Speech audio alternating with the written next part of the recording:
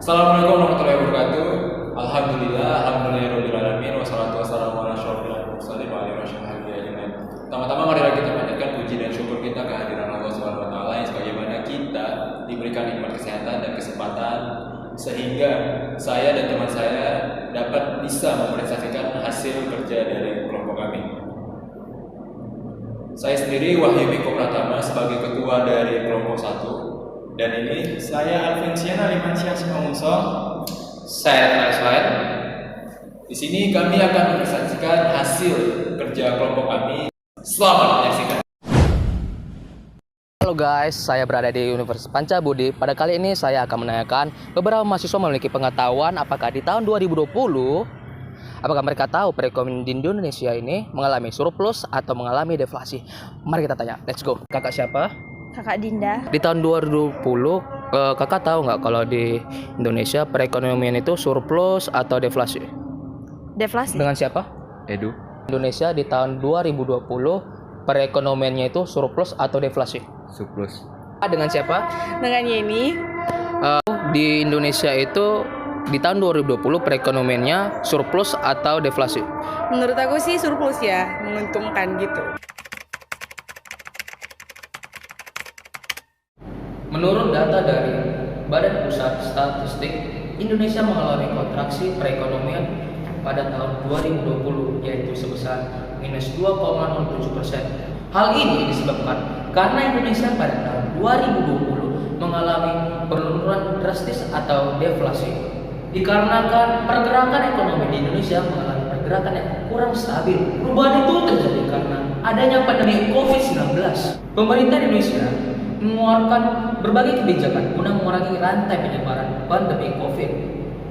Namun, kebijakan ini menyebabkan berkurangnya jumlah konsumsi rumah tangga dan konsumsi lembaga non-profit yang melayani rumah tangga. Padahal, kedua konsumsi ini sangat memberikan pengaruh atas kontraksi pada produk domestik bruto. Konsumsi di Indonesia tidak terkendali karena situasi yang terjadi dan menyebabkan perekonomian rumah tangga mengalami penurunan dari 5,04% menjadi minus 2,63%. Dan konsumsi lembaga non-profit yang melayani rumah tangga mengalami penurunan sebesar 10,62% menjadi minus 4,29%. Konsumsi pemerintah mengalami penurunan dari 3,25% menjadi 1,9%. Hal ini dikarenakan pemerintah mengurangi alokasi di bidang infrastruktur pada tahun 2020. Sedangkan anggaran untuk kesehatan lebih disingkat pemerintah sesuai dengan fokus pemerintah untuk penanggulangan pandemi di Indonesia. Melihat kontraksi pada tahun 2020, pemerintah mengeluarkan strategi kebijakan guna memulihkan perekonomian di Indonesia. Pemerintah optimis melaksanakan kebijakan dengan konsisten dan membangun kerjasama dengan seluruh komponen bangsa. Hal ini tidak hanya dilakukan oleh pemerintah pusat, namun harus didukung penuh oleh pemerintah daerah sebagai peran utama pada pergerakan pemulihan ekonomi Indonesia saat ini.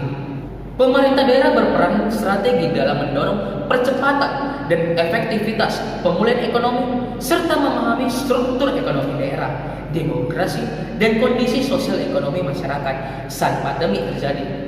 Pemerintah daerah mempunyai tolak ukur utama guna mendorong pemulihan perekonomian yaitu kebijakan yang telah dirancang oleh APBD.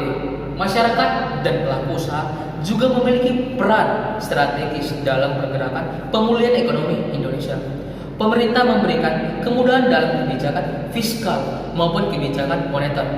Kedua kebijakan ini dapat disambut dengan positif oleh masyarakat dan pelaku usaha serta dapat bergerak maju sesuai dengan rancangan pemerintah guna memulihkan ekonomi Indonesia yang telah mengalami kontraksi. Bagi suatu negara, ekonomi bertujuan untuk kemakmuran dan kesejahteraan masyarakat, mencapai kestabilan ekonomi, meningkatkan pertumbuhan ekonomi serta dapat meratakan pemerataan pendapatan di antara berbagai golongan dan lapisan masyarakat. Oleh karena itu, pentingnya pertumbuhan ekonomi untuk suatu negara. Ya, kita semua tahu bahwasanya pandemi COVID-19 itu sangat mempengaruhi perekonomian suatu negara. Tidak hanya di Indonesia, tapi juga di seluruh negara di dunia. Di Indonesia sendiri, mulai awal kuartal 2 tahun 2020. Hal ini disebabkan adanya peraturan tentang pembatasan sosial berskala besar atau PSBB, sehingga menimbulkan lockdown pada beberapa kota bertujuan memutuskan mata rantai penyebaran COVID-19. Peraturan ini menyebabkan meningkatnya penurunan perekonomian pada perusahaan formal maupun non formal. Penurunan perekonomian inilah yang menyebabkan munculnya pemutusan hubungan kerja atau PHK, disebabkan oleh perusahaan tidak dapat membayar upah yang seharusnya. Tidak hanya itu, penurunan ini juga banyak menyebabkan perusahaan memutuskan untuk berhentikan atau bangkrut. Kebijakan yang dikeluarkan pemerintah untuk mengatasi pandemi COVID-19 adalah kebijakan fiskal dan kebijakan moneter. Kebijakan ini direalisasikan bersama pemerintah daerah dan masyarakat karena keduanya berperan strategis menjalankan kebijakan melaksanakan kebijakan moneter, yaitu nilai tukar rupiah untuk menjaga stabilitas nilai tukar yang sejalan dengan fundamental dan mekanisme pasar. Penguatan strategi operasi moneter untuk memperkuat efektivitas stance kebijakan moneter akomodatif, memperkuat kebijakan transparansi suku bunga dasar, kredit atau SBDK dengan penekanan pada kenaikan suku bunga kredit, memperpanjang kebijakan penurunan nilai denda keterlambatan pembayaran kartu kredit 1% dari kos nanti, mempercepat program pendalaman pasar untuk melalui penguatan karena peraturan pasar uang dan implementasi elektronik trading platform atau ETP, multimasi khususnya pasar uang rupiah dan falas, serta memfasilitasi penyelenggaraan promosi perdagangan dan investasi agar kinerja perekonomian dunia terus membaik sesuai perakiran di tengah ketidakpastian pasar keuangan global yang berubah. Hal ini diakibatkan adanya pandemi sehingga nilai tukar Indonesia mengalami penurunan yang drastis pada tahun 2020. Akan tetapi kebijakan moneter yang diberikan pemerintah akan menguatkan nilai tukar rupiah sejalan dengan kembalinya masuk aliran moderasi.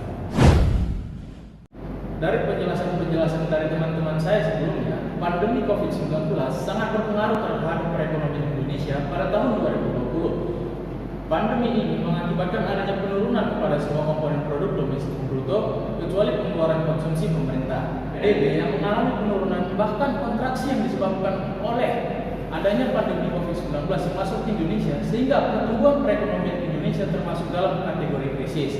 Oleh karena itu, pemerintah mengadakan kebijakan dalam berbagai aspek guna memajukan perekonomian Indonesia.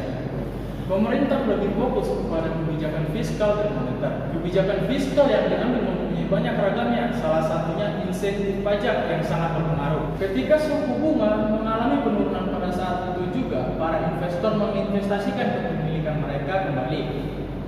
Semua kebijakan yang telah dirancang oleh pemerintah memiliki tujuan agar output pendapatan para PDB dapat kembali seperti awal dan mengalami peningkatan.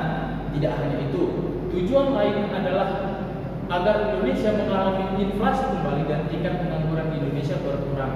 Oke, baik. Terima kasih teman-teman yang sudah melihatnya sampai habis. Mungkin